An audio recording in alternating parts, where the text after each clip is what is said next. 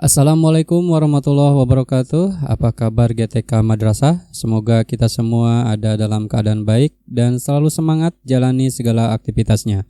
Salam satu profesi, guru itu mulia. Baik Bapak Ibu, di video kali ini saya akan tetap membahas prediksi soal P3K tahun 2023 bidang wawancara bagian 4. Langsung saja kita bahas soal nomor 1. Menghadapi masalah sulit, maka Anda berusaha sekuat mungkin memecahkannya. B. Tidak adil, Anda menyelesaikannya sendiri. C. Anda bertanya-tanya, mungkinkah Anda mampu mengatasinya? D. Harus ada yang membantu Anda menghadapinya. Baik, ketika kita berada di masalah sulit, maka apa yang akan kita lakukan, Bapak Ibu? A. Anda berusaha sekuat mungkin memecahkannya. Nah, ini saya pikir tepat ya.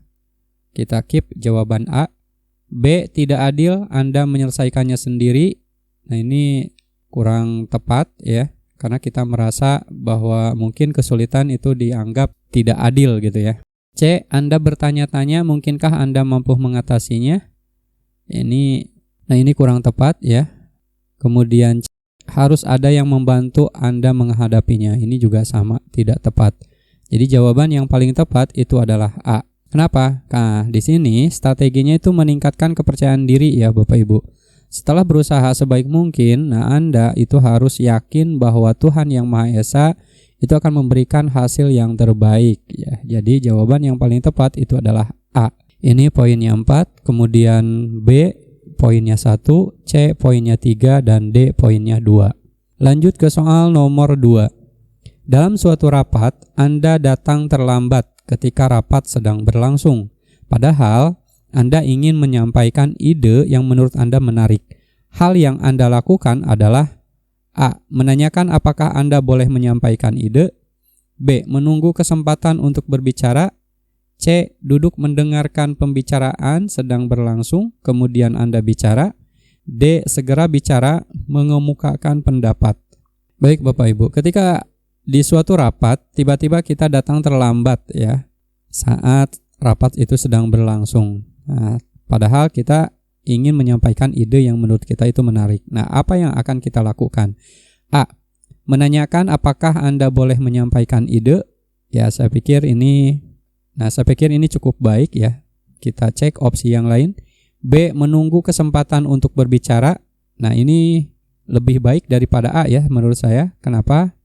Karena sebelum kita menanyakan apakah Anda boleh menyampaikan ide, kita menunggu dulu kesempatan untuk berbicara. Jadi langkah pertama itu adalah menunggu kesempatan untuk berbicara. Setelah itu baru menanyakan apakah kita boleh menyampaikan ide gitu ya. Kemudian lanjut C, duduk mendengarkan pembicaraan sedang berlangsung, kemudian Anda bicara. Ini juga baik ya, tapi lebih tepat B. Kemudian D, segera bicara, mengemukakan pendapat. Nah, ini kurang tepat menurut saya. Kenapa? Karena di sini ya Anda datang terlambat ketika rapat sedang berlangsung. Jadi kalau misalnya kita langsung segera bicara, mengemukakan pendapat, ini kurang baik ya Bapak Ibu. Jadi jawaban yang paling tepat itu adalah B. Kenapa? Karena di sini aspek yang dinilai itu adalah penghargaan kepada orang lain. Menghargai dan menghormati orang lain itu justru membuat Anda menjadi orang yang terhormat ya. Sehingga ketika Bapak Ibu memilih opsi A di sini poinnya 3, opsi B poinnya 4, dan opsi C poinnya 2, opsi D poinnya 1. Lanjut ke soal nomor 3. Anda memiliki rekan kerja baru, maka sikap Anda A. Anda akan memperkenalkan diri dan teman-teman Anda. B. Teman memintanya untuk memperkenalkan dirinya. C. Membiarkan saja, perkenalan besok-besok saja. D. Anda tidak ingin mengganggunya. Baik. Nah, di sini ketika Anda memiliki rekan kerja baru, maka sikap Anda A. Anda akan memperkenalkan diri dan teman-teman Anda. Nah, saya pikir ini baik ya Bapak Ibu. Ya, kita kenalkan diri kita, kemudian teman-teman kita yang ada di sana ya. Kita keep jawaban A. B. Anda memintanya untuk memperkenalkan dirinya. Nah, ya, ini juga saya pikir bagus ya perkenalan, tapi alangkah lebih baik kita perkenalkan dulu diri kita sendiri dengan teman-teman kita. Setelah itu baru kita meminta rekan kerja baru itu untuk memperkenalkan dirinya. Jadi langkah kedua ini B itu ya. Kemudian C, membiarkan saja, perkenalan besok-besok saja, ini kurang tepat. D, Anda tidak ingin mengganggunya, ini juga sama ya, tidak tepat. Jadi jawaban yang paling tepat itu adalah A. Kenapa? Nah, di sini aspek yang ditilai itu adalah strategi meningkatkan penghargaan kepada orang lain. Menghargai dan menghormati orang lain itu justru membuat Anda menjadi orang yang terhormat tadi ya. Sehingga ketika Bapak Ibu memilih opsi A di sini poinnya 4, opsi B poinnya 3, dan opsi C poinnya 2, kemudian opsi D poinnya 1. Lanjut ke soal nomor 4. Ketika Anda naik motor menuju ke tempat kerja, Anda melihat pimpinan kantor berjalan kaki, maka sikap Anda A, berhenti dan menawarkan tumpangan, B, mengurangi kecepatan sambil minta izin mendahului, C, menambah kecepatan agar tak dilihat oleh pimpinan, D, mengurangi kecepatan sambil mengucapkan salam. Nah, ini mudah sekali ya Bapak Ibu. Ketika kita naik motor menuju ke tempat kerja, tiba-tiba kita melihat pimpinan kantor berjalan kaki. Nah, maka apa yang harus kita lakukan? Ya, A, berhenti dan menawarkan tumpangan. Ya, ini tepat menurut saya ya. Kita keep opsi A. B, mengurangi kecepatan sambil minta izin mendahuluinya. Ya, ini baik ya dah, tapi lebih tepat, lebih baik itu adalah opsi A. Kita berhenti dan menawarkan tumpangan. Kemudian C, menambah kecepatan agar tak dilihat oleh pimpinan. Ini sangat tidak tepat. D, mengurangi kecepatan sambil mengucapkan salam. Ini juga sama ya, kurang tepat menurut saya. Jadi yang paling tepat itu adalah A. Kenapa? Karena di sini aspek yang ditilai itu adalah strategi meningkatkan toleransi ya. Anda perlu hidup saling tolong-menolong, saling membantu dalam kesulitan yang dihadapi oleh orang lain. Apalagi di sini adalah pimpinan kantor tempat kita bekerja. Jadi jawaban yang paling tepat itu adalah A. Sehingga ketika Bapak Ibu memilih opsi A itu poinnya 4, opsi B poinnya 2, opsi C poinnya 1, dan opsi D poinnya 3. Lanjut ke soal nomor 5. Pada saat pagi hari Anda terjebak macet, padahal pagi itu Anda harus mengikuti rapat yang sangat penting. Salah satu rekan kerja Anda mengajak melewati trotoar agar bisa terhindar dari kemacetan. Nah, maka sikap Anda A, Anda tetap menunggu sampai jalan kembali lancar. B, Anda turut melaju di trotoar karena jika melaju bersama-sama justru aman. C, jika tidak ada polisi di sekitar tempat tersebut, Anda ikut ke trotoar. D, Anda tidak ikut karena takut tertangkap polisi. Baik. Nah, misalnya di sini pada saat pagi hari Anda terjebak macet, padahal pagi itu Anda harus mengikuti rapat yang sangat penting. Nah, salah satu rekan kerja Anda mengajak melewati trotoar agar bisa terhindar dari kemacetan. Apa sikap Anda? Anda tetap menunggu sambil jalan kembali lancar. Nah, secara aturan ini sangat baik ya Bapak Ibu. Jadi kita tetap menunggu sampai jalan kembali lancar karena tidak boleh kan melewati trotoar ya. B, Anda turut melaju di trotoar karena jika melaju bersama-sama justru aman. Ini saya pikir kurang tepat karena gak boleh ya. Gak boleh bawa motor di trotoar. C, jika tidak ada polisi di sekitar tempat tersebut, Anda ikut ke trotoar. Ini juga sama, kurang tepat. D, Anda tidak ikut karena takut tertangkap polisi. Ya, saya pikir untuk yang jawaban D, ini dia tidak ikut tapi membiarkan temannya berjalan atau melewati trotoar. Ini kurang tepat juga. Jadi jawaban yang paling tepat itu adalah A ya Bapak Ibu. Kenapa? Karena di sini aspek yang ditilai itu adalah strategi meningkatkan ketegasan dan kedisiplinan. Bahwa ketertiban dan keteraturan itu bisa ditegakkan dengan adanya ketegasan dan kedisiplinan. Kita patuhi semua aturan yang ada. Bahwa kita sebagai pengendara motor itu tidak boleh melewati trotoar karena trotoar itu untuk pejalan kaki ya Bapak Ibu.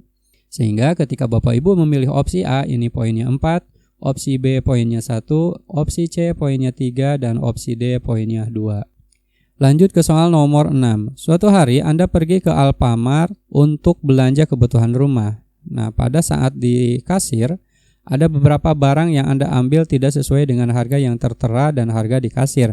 Maka apa yang Anda lakukan? A, cuek saja karena mungkin Anda yang salah melihat harga. B, memberitahukan ke kasir bahwa ada beberapa perbedaan harga. C, membiarkan saja lalu memberikan saran. D, protes dengan nada emosi kepada kasir. Baik. Ketika kita pergi ke Alfamart untuk belanja kebutuhan rumah, ya, tiba-tiba di kasir ada beberapa barang yang Anda ambil itu tidak sesuai dengan harga yang tertera di kasir. Nah, maka apa yang Anda lakukan? A. Cuek saja. Ya, saya pikir ini kurang tepat ya.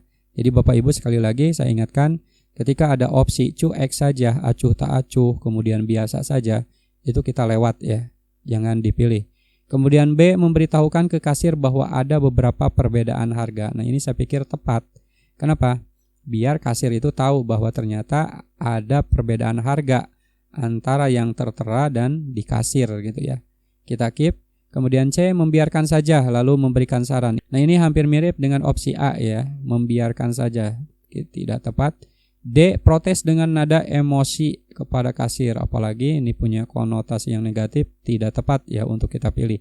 Jadi jawaban yang paling tepat itu adalah B. Kenapa? Nah, di sini aspek yang ditilai itu adalah menghargai orang lain. Di mana dalam kasus ini kita itu harus saling menghargai dengan memberitahukan dengan cara yang baik tentunya ya, tanpa mendahulukan emosi lalu memberikan saran yang terbaik untuk kedepannya. Jadi ketika Bapak Ibu memilih opsi A di sini poinnya 2, opsi B poinnya 4, opsi C poinnya 3, dan opsi D poinnya 1. Lanjut ke soal nomor 7. Ada beberapa rekan kerja Anda ingin mengumpulkan laporan kepada atasan, namun ada beberapa tanda tangan yang ia belum dapatkan, sedangkan laporan akan segera dikumpul. Maka ia memalsukan tanda tangan tersebut. Maka sikap Anda: A. Melaporkan ke atasan bahwa ada salah satu karyawan memalsukan tanda tangan. B. Mengikuti cara teman tersebut untuk memudahkan. C. Meminta izin dengan orang yang bersangkutan sebelum memalsukan. D. Menunggu sampai orang yang bersangkutan tersebut bersedia bertanda tangan. Baik, di sini ketika ada rekan kerja misalnya ingin mengumpulkan laporan kepada atasan, namun ada beberapa tanda tangan yang ia belum dapatkan. Nah, sementara laporan itu akan segera dikumpulkan. Nah, apa yang akan kita lakukan ketika misalnya ada teman kita itu memalsukan tanda tangan tersebut? A. Melaporkan ke atasan bahwa ada salah satu karyawan memalsukan tanda tangan. Nah, ini saya pikir langkah awal yang tepat ya. Kita laporkan saja kepada atasan bahwa teman kita ada yang memalsukan tanda tangan. Kita keep ya. B. Mengikuti cara teman tersebut untuk memudahkan. Ini kurang tepat. C. Meminta izin dengan orang yang bersangkutan sebelum memalsukan. Ini saya pikir baik ya. Baik dilakukan, akan tetapi langkah pertama kita laporkan dulu kepada atasan bahwa ada salah satu karyawan itu memalsukan tanda tangan. Walaupun kita meminta izin, tetaplah ya, yang namanya memalsukan itu gak boleh. D. Menunggu sampai orang yang bersangkutan tersebut bersedia bertanda tangan. Ini saya pikir baik ya, kita tunggu, tapi di sini laporannya itu kan akan segera dikumpulkan, jadi kurang tepat. Sehingga jawaban yang paling tepat itu adalah A. Kenapa? Karena di sini yang ditilai adalah aspek profesionalisme, di mana dalam permasalahan ini baiknya sebagai karyawan itu saling menghargai dan tidak memalsukan apapun itu tanpa izin dengan orang yang bersangkutan. Karena hal tersebut sangat tidak baik dalam dunia pekerjaan.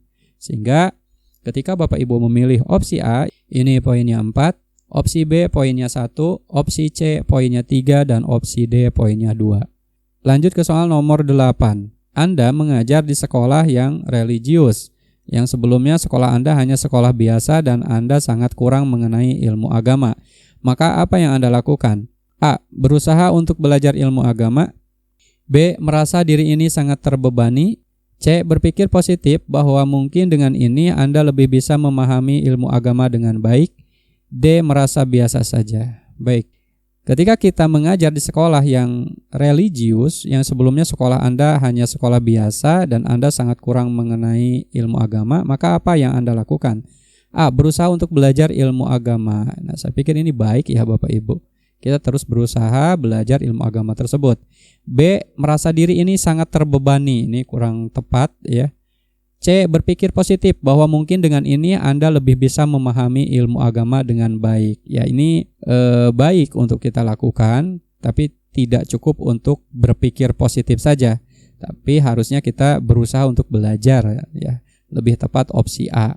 Kemudian opsi D, merasa biasa saja. Ini kurang tepat ya. Biasa saja, sekali lagi cuek, acuh tak acuh. Jangan kita pilih ya Bapak Ibu. Jadi jawaban yang paling tepat itu adalah A. Kenapa? Nah, di sini Aspek yang ditilai adalah religius dan semangat berprestasi ya. Dalam kasus ini, Anda itu dituntut untuk harus lebih baik, lebih memahami agama kita sendiri sehingga harus lebih bersemangat untuk belajar agar bisa memberikan yang terbaik kepada peserta didik dengan hal-hal yang sesuai dengan ajaran agama kita ya. Sehingga ketika Bapak Ibu memilih opsi A, ini poinnya 4, opsi B poinnya 1, opsi C poinnya 3, dan opsi D poinnya 2. Lanjut ke soal nomor 9. Anda mendapatkan tugas dari atasan untuk keluar daerah. Nah, hal ini yang sangat Anda inginkan. Namun di sisi lain ya, ada rekan kerja Anda merasa iri. Nah, maka sikap Anda A. Bersikap biasa saja karena dalam dunia kerja ada salah satu rekan kerja seperti itu. B. Mencoba memberikan pemahaman bahwa semua akan dapat giliran. C. Menjalankan amanah yang diberikan oleh atasan walaupun ada rekan yang merasa iri. D. Cuek saja tanpa memperdulikan mereka. Baik, ketika misalnya kita punya tugas dari atasan untuk pergi ke luar daerah, nah sementara hal itu adalah yang sangat kita inginkan, namun di sisi lain ada rekan kerja yang merasa iri. Nah, maka sikap kita bagaimana ini? A. Bersikap biasa saja. Ini kurang tepat ya. B. Mencoba memberikan pemahaman bahwa semua akan dapat giliran. Ya, saya pikir ini baik ya. Kita cek lagi opsi yang lain. C. Menjalankan amanah yang diberikan oleh atasan walaupun ada rekan yang merasa iri.